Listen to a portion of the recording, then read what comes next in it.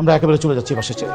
একেবারে চলে আসছি মানে কি করবো? আপনাদের অত্যাচার বসে বসে আপনার ছেলের অত্যাচার সহ্য করবো? আপনার ছেলে মুরগি দিছে, মুরগির টাকা দিছে, মাছের টাকা দেয়, সবজি দিছে, সবজি টাকা দেয়, আমার অফিসের টাকা আমার দিছে, মোটরসাইকেল কিনছে, আমার বউকে মদ খাওয়া দিছে।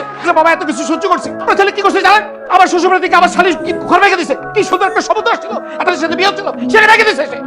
এরপরে বলেন এখানে থাকতে থাকে আর আপনার গুরুদের ছেলেকে খাওয়াবো? আমি আর খাওয়াতে পারবো না। আপনার ছেলেকে বিদেশে পাঠিয়ে দিলেন, আপনি তাকে বিদেশে পাঠাচ্ছেন না, কাউকে খাওয়াতে পারবো না। তুই আমাদের খাওয়ানোর খোটা দিলি, তোকে আর আমাদের বসিয়ে বসিয়ে খাওয়াতে হবে।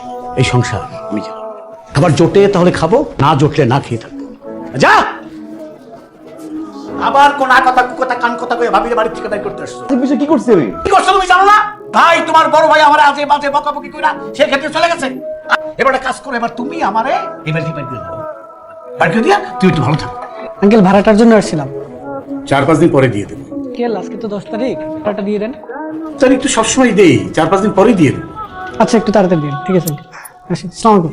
খুব তো বাড়িওয়ালা কোলারে বললা যে 4-5 দিন পরে ভাড়া দিয়ে দিই। কই থেকে তুমি ভাড়া দিবা? তোমার কাছে আছে না আমার কাছে আছে? আমি মানতেছি যে বড় ছেলে একটু বেশি বলে ফেলছে, তুই হাত দিয়ে একটু বলতে পারতা। প্লেজার সবকিছু এখন কোথা থেকে তুমি সংসার চালাবা সেটা আমি বলো।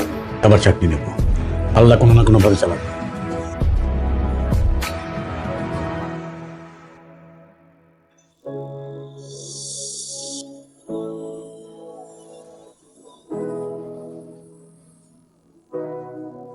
আপনি?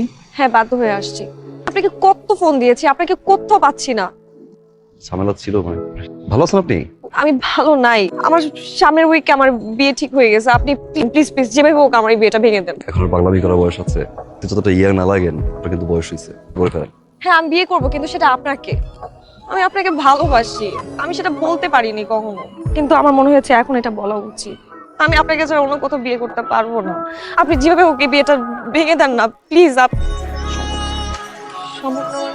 আমি জানি আপনি আমাকে ভালোবাসেন। ভালোবাসা হচ্ছে এক ধরনের ফ্যান্টাসি, আর এই ফ্যান্টাসি মাঝে মাঝে রিয়ালিটির কাছে হেরে যায়। আমার রিয়ালিটি হচ্ছে আমার মা, আমার বাবা, আমাদের সংসার। ধরে নিন আমার ফ্যান্টাসিও আমার রিয়ালিটির কাছে হেরে গেল। আমি আসলে এই মুহূর্তে সংসার এর বাইরে কিছু করতে যাচ্ছি। সরি, আপনি বিয়েটা করে ফেলেন। আমি আপনাকে ছাড়া বাঁচবো না। সব প্রেমিকায় বিয়ের আগে ঠিক এই কথাটাই বলে তার প্রেমিককে।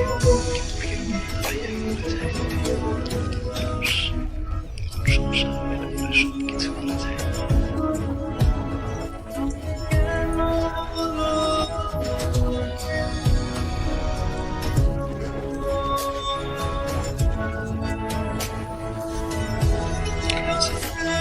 ভালো। আপনি? এটা রাখো ভাইয়া। এটা কি? 1.5 লাখ টাকা।